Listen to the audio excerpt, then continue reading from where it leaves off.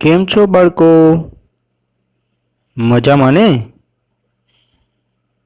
ચાલો તો આજે આપણે વિષય ગણિત ધોરણ 7 પ્રકરણ 9 સમય સંખ્યા તેના મુદ્દાઓની ચર્ચા કરશું.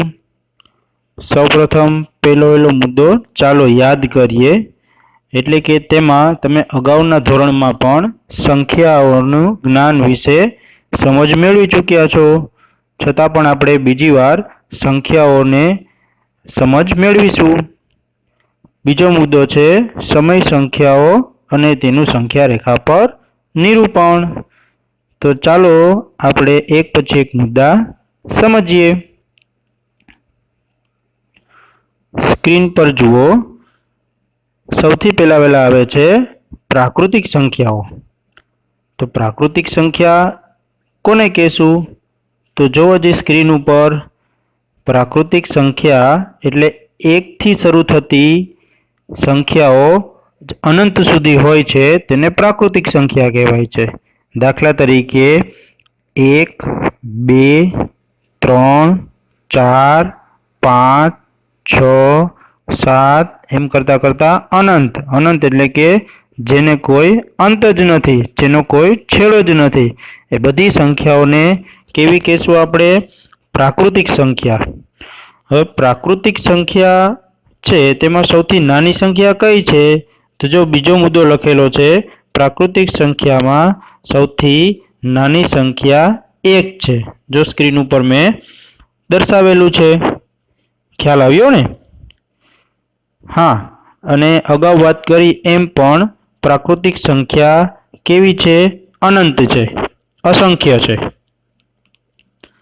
તો બાળમિત્રો ખ્યાલ આવી ગયો ને પ્રાકૃતિક સંખ્યા કોને કહેશું? સરસ. ત્યાર પછી બીજો મુદ્દો છે પૂર્ણ સંખ્યાઓ. એટલે કે પૂર્ણ સંખ્યા કોને કહેશું? તો કે 0 સહિત બધી પ્રાકૃતિક સંખ્યાને પૂર્ણ સંખ્યાઓ કહે છે. એટલે કે અગાઉ જે પ્રાકૃતિક સંખ્યા છે એની અંદર જો આપણે શૂન્ય ઉમેરી દઈએ, જો અહીંયા સ્ક્રીન ઉપર આ શૂન્ય ઉમેરી દઈએ એટલે બધી સંખ્યા ભેગી થઈ અને પૂર્ણ સંખ્યાનો ગણ બનાવશે. જો પ્રાકૃતિક સંખ્યામાં આ તો છે જ, બરોબર, એની અંદર માત્ર શૂન્ય ઉમેરી દઈએ આપણે, બરોબર, તો કેવો ગણ બની જાય? પૂર્ણ સંખ્યા બની જાય. બરોબર. તો પૂર્ણ સંખ્યામાં સૌથી નાની સંખ્યા કઈ છે? તો કે 0. બરોબર. અને આ ગણ પણ અસંખ્ય છે. એટલે કે એને પણ કોઈ છેડો નથી, કોઈ અંત નથી. 0 પછી 1 પછી 2 પછી 3 પછી 4 પછી એમ કરતા કરતા અનંત સુધી. બરોબર. આ છે એ અનંત સુધી સંખ્યાઓ છે કે જેનો કોઈ છેડો જ નથી. ખ્યાલ આવ્યો ને? સરસ. ત્યાર પછી આવે છે ત્રીજો ગણ, ઋણ પૂર્ણાંકો. તો ઋણ એટલે કે આગળ જે ઓછાની નિશાની હોય એ રીતે. જો સ્ક્રીન ઉપર હું તમને ઝૂમ કરીને દર્શાવું છું.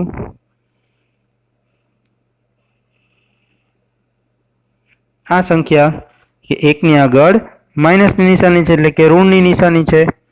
ખ્યાલ આવ્યો ને? બરોબર. તો આવી જેટલી સંખ્યા છે એ બધાને કેવી કહેશું આપણે? ઋણ પૂર્ણાંકો. જે ઋણ 1, ઋણ 2, ઋણ 3 એમ કરતા કરતા વગેરે ઋણ પૂર્ણાંકો છે એટલે એ પણ અનંત છે. ઋણ 4, ઋણ 5, ઋણ 6, ઋણ 7, ઋણ 8 એમ કરતા કરતા એને પણ કોઈ છેડો નથી. ખ્યાલ આવ્યો ને? તો આ બધી સંખ્યાને કેવો કહેશો આપણે? ઋણ પૂર્ણાંકો. ત્યાર પછી આપણે આવશે પૂર્ણાંક સંખ્યાઓ. તો ઋણ પૂર્ણાંકનો વિરોધી ગણ એટલે પૂર્ણ સંખ્યા, જેની અંદર ધન પૂર્ણાંક, ઋણ પૂર્ણાંકો અને શૂન્યના સમૂહને પૂર્ણાંક સંખ્યાઓ કહે છે. અને આ પૂર્ણાંક સંખ્યાઓ પણ અસંખ્ય છે. તો પૂર્ણાંક સંખ્યાઓ વિશે ખ્યાલ આવ્યો ને? નહીં? ફરી સમજીએ. જો જે અહીંયા ધન પૂર્ણાંકો એટલે કે ટપકા ટપકા આપણે કરી અને 1, 2 3 બરોબર એ રીતે ધન પૂર્ણાંકો આવશે અથવા ફરી સમજીએ તો પહેલા આપણે શૂન્ય લઈ લઈએ શૂન્ય પછી -1 -2 -3 એમ કરતા કરતા આ બાજુ અનંત પછી શૂન્ય પછી 1 2 3 એમ કરતા અનંત બે બાજુ અનંત અને વચ્ચે શૂન્ય તો આ જે સંખ્યાઓનો ગણ થાય બરોબર એ બધાને કેવી કહીશું આપણે પૂર્ણ સંખ્યાઓ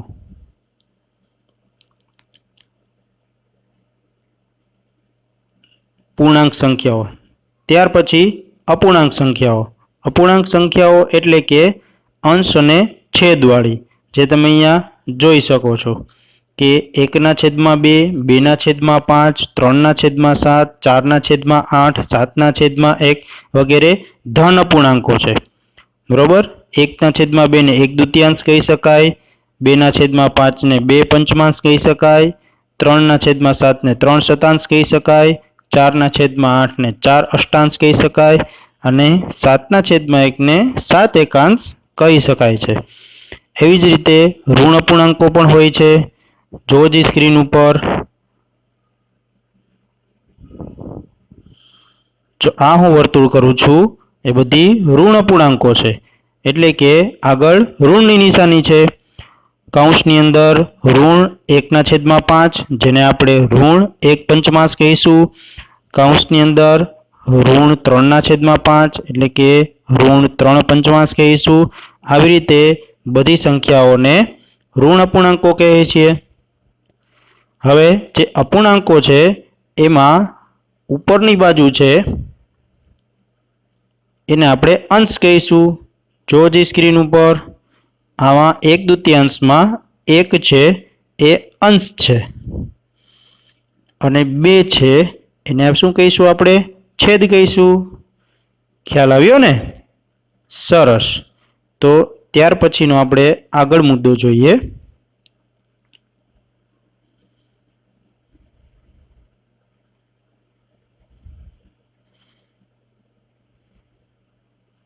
હા તેવી જ રીતે ઋણ કૌંસની અંદર ઋણ 3 પંચમાંશમાં 3 છે એને અંશ કહીશું અને 5 ને શું કહીશું છેદ જે આપણે અગાઉ જોઈ ગયા તેમ આ 3 છે એને અંશ કહીશું અંશ કેવો થયો ઋણ 3 અને છેદ છે એ 5 છે એ ઋણની નિશાની નથી એટલે એને ધન પણ કહી શકાય બરોબર ને ખ્યાલ આવી ગયો સરસ ત્યાર પછી આવે છે મહત્વનો ગણ દશાંશ અપૂર્ણાંક બરાબર ધ્યાન રાખજો મિત્રો દશાંશ અપૂર્ણાંક એટલે કે પોઈન્ટ વાળી સંખ્યા ને દશાંશ અપૂર્ણાંકો કહે છે જોઈએ 0.5 અથવા તો 0.5 પણ કહી શકાય કૌંસની અંદર ઋણ 0.2 1.3 2.25 વગેરે દશાંશ અપૂર્ણાંકો છે કેવા કેવા એને દશાંશ અપૂર્ણાંક જોઈએ દશાંશ અપૂર્ણાંક એટલે શું કામ એને દશાંશ અપૂર્ણાંક કહેવાય તો કે દશાંશ અપૂર્ણાંકને નીચેની રીતે પણ દર્શાવી શકાય છે જો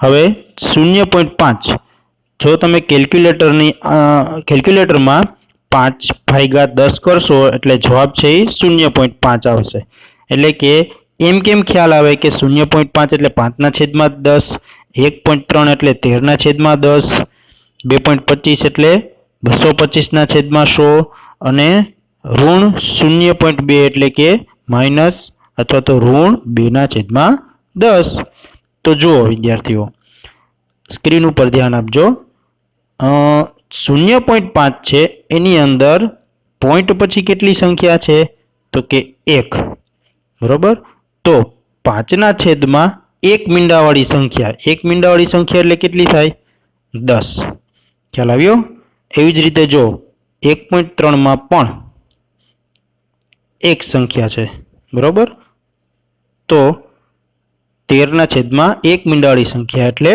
10 હવે જુઓ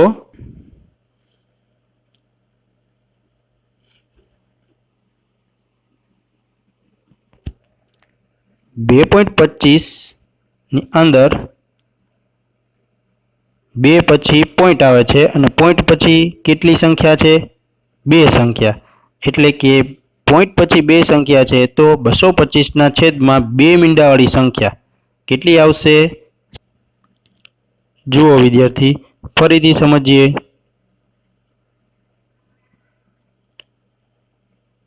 પોઈન્ટ પછી કેટલી સંખ્યા છે? 2 સંખ્યા છે. તો છેદમાં કેટલા મીંડાવાળી સંખ્યા આવશે? 2 મીંડાવાળી સંખ્યા. ખ્યાલ આવ્યો? સરસ. તો આ રીતે આપણે એક પછી એક બધી સંખ્યાઓનો ખ્યાલ મેળવ્યો.